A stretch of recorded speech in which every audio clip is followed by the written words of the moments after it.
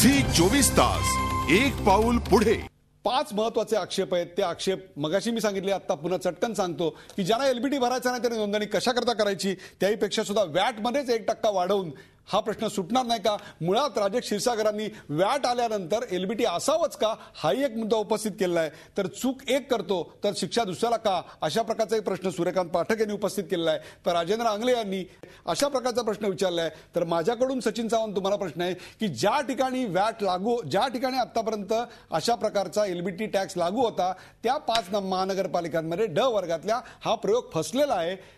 असं असताना याची एवढी घाई का करण्यात आली? आणि त्याहीपेक्षा नरेंद्र मोदींचा प्रोफेशनल टॅक्सचा प्रयोग यशस्वी होताना दिसतोय, त्यांचं नाव दूर करूया। तुम्हाला आवडत नसेल तर, पण तो प्रयोग तर समजून घ्या। सचिन सावंत नाही, एकंदरच मगाशी ते क्षीरसागरजी म्हणाले की कुठल्याही तऱ्हेचा टॅक्स लावणं हा मला वाटतं त्याच्यावरती लोकांवरती अन्याय आहे। प्रोफेशनल टॅक्स असावा किंवा कुठला एलबीटी असावा, ज्याचं नाम तुम्ही वेगळं केलं तरी तो टॅक्सेसचा प्रकार आहे आणि लोकांवरती कर दाखवणं हाच प्रकार आहे। परंतु माझं एकच ह्या ठिकाणी म्हणणं आहे की ज्या तऱ्हेनं तुम्ही एक प्रोजेक्शन केलं जात आहे की ह्या तऱ्हेनं प्रचंड मोठा काहीतरी अन्याय लोकांच्या वरती होणार आहे आणि व्यापाऱ्यांवरती फार मोठा अन्याय होणार आहे। मला असं म्हणायचं आहे की ज्या तऱ्हेनं तुम्ही ड वर्गातल्या काही महानगरपालिकांचं उदाहरण देताय, अशा काही महानगरपालिका ज्या आहेत की ज्यांनी उत्पन्न प्रचंड वाढलं, जसं वसई विरार असेल, मीरा भाईंदर असेल, जळगावचे महानगरपालिका असेल, हे अगोदर जे ऑक्ट्रॉय कलेक्ट करत होतं त्याच्याही पेक्षा जास्त उत्पन्न त्यांचं झालेलं आहे। नांदेडचा आहे, सोलापूरचाही महानगरपालिकाचा एक विषय राहिला आणि कोल्हापूरचा राहिला, अशा 2-3 महानगरपालिका सोडल्या तर त्या ठिकाणी प्रामाणिकपणे टॅक्स भरणारे जर लोक जर आले तर त्या दृष्टीने त्यांचंही इन्कम वाढणार आहे। आणि त्याचबरोबर तुम्ही हा एक विषय लक्षात घेत नाही की जकात माफियांचं प्रचंड मोठं रॅकेट महाराष्ट्रामध्ये असेल किंवा मुंबईमध्ये देखील अस्तित्वात होतं। आज त्याचा बिमोड या पूर्ण माध्यमातून होणार आहे। एक भ्रष्टाचाराचं जे रॅकेट आहे, मला वाटतं त्याच्याच कदाचित थोडासा आमच्या विरोधी पक्षांना थोडासा हे झाला असेल कदाचित की काही त्यांनाही त्रास त्याचा होईल। परंतु विषय असा आहे की एकंदरच ही जी पद्धती आहे की ज्याचा एक तुम्हाला सुसूत्रता आणणं, लोकांना टॅक्सेशन भरण्यामध्ये तुम्हाला रजिस्ट्रेशन करायचं म्हणून तुम्ही आक्षेप घेता रजिस्ट्रेशन करायचं नाही, त्यांना टॅक्स भरायचा आहे का कोणाला? अरे टॅक्स भरायला का तुम्ही जर योग्य माध्यमातून जर काम करत असाल तर त्याला टॅक्स भरायला मला वाटत नाही कोणालाही त्याच्यामध्ये आक्षेप असेल। तुम्ही जर अयोग्य काम करणार असाल, तुम्हाला कुठेतरी टॅक्स चुकवायचा आहे, ज्या तऱ्हेने जकातीचं उत्पन्न कितीतरी बुडत होतं, हे लोक कोण होती? कारण त्यांना अयोग्य पद्धतीनं त्या ठिकाणी माल विकायचा होता। त्यामुळे ह्या सगळ्यांना आळा बसणार। सचिन सावंत 1% ऐवजी 2.5% टॅक्स का भरायचा? याचं कारण दुसरं मी तुम्हाला गोष्ट सांगतो की ज्या पूर्ण देशभरामध्ये उत्पन्नाचं महानगरपालिकांना स्रोत निर्माण करून द्यायचा असेल तर त्यावेळेला बाकीच्या महानगरपालिकांमध्ये देशभरातल्या तुम्ही जर उदाहरण दिलं तर त्या ठिकाणी प्रॉपर्टी टॅक्स मध्ये त्यांना दिलंय, इलेक्ट्रिसिटीवरती चार्ज लावायला अधिभार दिलेला आहे, तुमचा त्याला कमर्शियल ऍक्टिव्हिटीज वरती त्यांना चार्ज दिलेला आहे। त्यामुळे रिव्हेन्यू त्यांचा वाढवून वेगळ्या माध्यमातून दिलाय, म्हणजे हिकडनं घेतलं काय आणि तिकडनं घेतलं काय, सामान्य वर्गाला तो कर अधिभार हा दिलाच जातो आणि हा काय कोणाच्या खिशात सरकारला जात नसतो, तो विकासाच्या कामाला उपयोगाला येत असतो। आज जर तुम्ही जर म्हणत असाल की आम्ही जर अधिभार लावल्यानं जर उत्पन्न घटणार आहे, एका ठिकाणी तुम्ही आक्षेप करत असाल तर त्या ठिकाणी सरकार त्या उत्पन्न सोडायला देखील तयार आहे, हे का लक्षात घेत नाही?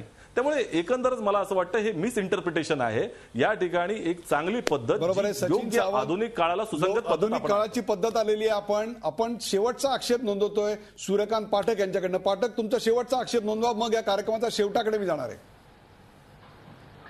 माझा आक्षेप असा आहे की महाराष्ट्रामध्ये एलबीटी लावून साऱ्या देशातील ग्राहकांना तुम्ही वेठीला का धरता? याचं कारण असं आहे की बाकी कुठल्याही राज्यामध्ये एलबीटी नाही। उदाहरणार्थ मुंबईमध्ये तयार होणारी कोलगेट पेस्टची किंमत 50 रुपये आहे आणि त्याला एलबीटी 3% आहे। बाकी कुठे एलबीटी नाही।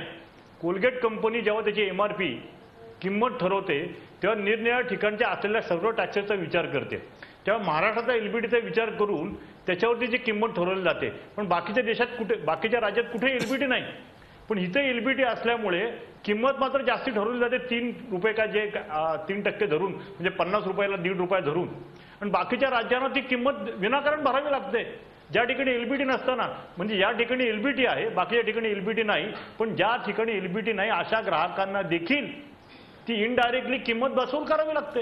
आपण याचं उत्तर घेऊया। अशोक मुंडे यांच्याकडनं उत्तर घेऊया। सर, मगाच्या आक्षेपाच्या वेळी तुम्ही सांगितलं होतं तुम्हाला बोलायचं आहे, आता हा दुसरा आक्षेप आहे, आपल्याकडे वेळ अत्यंत थोडा आहे, कमीत कमी शब्दात आपली बाजू मांडा। या दराच्या बाबत मी बोलतो. या दर ठरवताना शासनाने 5 गट केले होते. त्याच्यामध्ये आवश्यक वस्तू, इंडस्ट्रियल वस्तू, सेमी लक्झरी आणि लक्झरी आणि मौल्यवान वस्तूमध्ये आपण पाहिलं तर सोन्याचे दर जे होते जकातीमध्ये साधारण 2 ते 3% असे होते. याच्यामध्ये फक्त 10 पैसे असा दर राहिलेला आहे आणि चांदीवर फक्त 50 पैसे. आणि हे सर्व महाराष्ट्रामध्ये सारखं केलेलं आहे. समानता यावी ही व्यापारी वर्गाची देखील मागणी होती की शक्यतो सर्व महानगरपालिकामध्ये वस्तूंचे रेट हे सारखे असावेत. हे 100% शक्य नव्हतं, परंतु त्या रेंजमध्ये आणण्याचा यशस्वी प्रयत्न शासनाने केलेला आहे. याच्यामध्ये इसेन्शियल वस्तू ज्या आहेत ते 0.5 ते 2% त्यामध्ये ठेवले आहेत. याच्या अगोदर बऱ्याच ठिकाणी ते 2च्या पुढे होते, ते खाली आणलेले आहेत. इंडस्ट्रीयलमध्ये 2 ते 3.5% असे होते. तर याच्यामध्ये देखील इंडस्ट्रियल रेट फार कमी आणलेले आहेत. पिंपरी चिंचवडमध्ये आम्ही आता चालू रेट जगाचे असे होते की ते 3-3.5% होते. आम्ही 2.4 असे केलेले आहेत. जवळपास 99% रेट हे. तिसरा आहे सेमी लक्झरी आणि लक्झरी. याच्यामध्ये सेमी लक्झरी हे व्यक्तींची गरज पाहून ते ठरवले आहेत. ते 3 ते 5% असे होते आणि लक्झरीमध्ये फक्त दारू आणि सिगारेट ते 7 आणि 8% असे ठरवलेले आहेत. दुसरा मुद्दा असा आहे की पाटील साहेबांनी सांगितलं की ए व्यक्तीने मुंबईहून माल आणला त्या व्यापाऱ्याने आणि बीने त्याच्याकडून घेतला आणि एने जर एलबीटी भरला नसेल तर बीला भरावं लागेल. हे चूक आहे, त्याला भरावं लागणार नाही. त्याने एने जर भरला नसेल तर ते महानगरपालिका पाहून घेईल. बीची ती जबाबदारी राहत नाही. फक्त बीनं काय करायचं आहे की त्याच्याकडून रीतसर पक्क बिल घ्यायचं आहे, एवढी जबाबदारी त्याच्यावर आहे.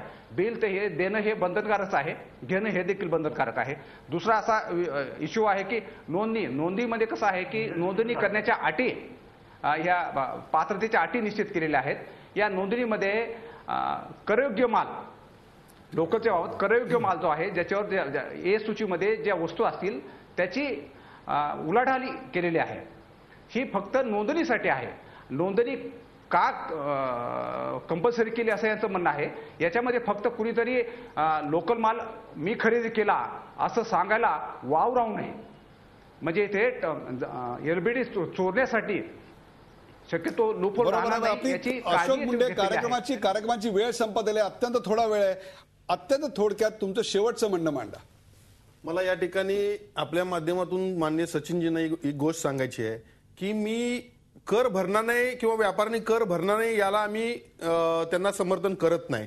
पहिल्यापासून हेच म्हणतोय. मुळात माझं म्हणणं हे आहे की ज्यावेळी वॅट लादला गेला त्यावेळी जकातीसह इतर कोणतेही कर राहणार नाहीत ही शासनाची भूमिका होती. ती आज राहिली नाही. त्याला आमचा विरोध आहे. आणि तरी पण जर आपल्याला जादा कर पाहिजे असेल तर ती कर प्रणाली सुटसुटीत असावी हे आमचं म्हणणं आहे. त्यामुळे आम्ही कर भरणार नाही असं म्हणत नाही. दुसरा एक मुद्दा असा आहे की जकात ज्या तस्कऱ्या होत्या त्या बंद होत आहेत म्हणून विरोधकांना वाईट वाटत असेल असं जे त्यांचं म्हणणं आहे ते मी खोडून काढतोय. कारण एक लक्षात घेणं गरजेचं आहे, ज्यावेळी युतीची सत्ता होती त्यावेळी 279 नगरपालिकांची जकात आम्ही एका वेळी बंद केलेली आहे आणि आम्हाला निवडणुका लढायला पैसे लागत नाहीत. आम्ही पोचत नाही असले लोक. बरोबर. हे लोक हा मुद्दा राजकीय येतोय.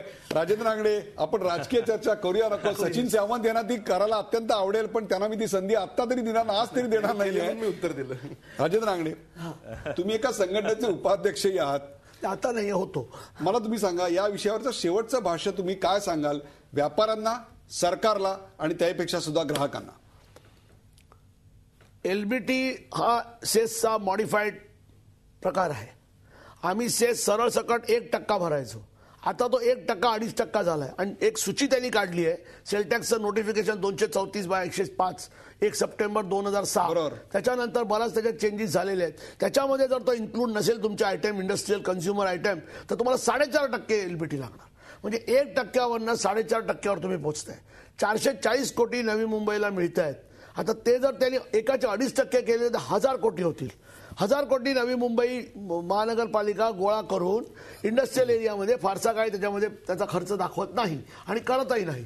एकच एलबीटी मध्ये मला त्याच्यातली एक चांगली गोष्ट जी अजून कोणीही सांगितली नाही ती अशी आहे की जितके निर्यातदार आहेत, एक्सपोर्टर्स आहेत, ते जे रॉ मटेरियल एक्सपोर्टसाठी वापरतील त्याच्यावरचा पूर्ण एलबीटी त्यांना सेट ऑफ मिळेल. त्यांना त्याच्यावरती एलबीटी भरावा लागणार नाही. म्हणजे समजा एका महिन्याच्या टर्नओव्हरमध्ये तुमचा 90% जर एक्सपोर्ट असेल तर तुमच्या टोटल एलबीटीच्या 90% तुम्ही कापून उरलेले 10%च तुम्हाला भरायचे. हा एक त्यातला ऍडव्हान्टेज. हा एकच ऍडव्हान्टेज त्यांनी एक्सपोर्टरला इन्सेंटिव्ह दिलाय. आज हा विषय आम्ही घ्यायचं कारण असं होतं की जकात नाक्यांवर जी वाहतुकीची कोंडी होते त्याहीपेक्षा सुद्धा महाराष्ट्रातले जकात नाके हे भ्रष्टाचाराचे अड्डे झालेले आहेत. झी 24 तास एक पाऊल पुढे.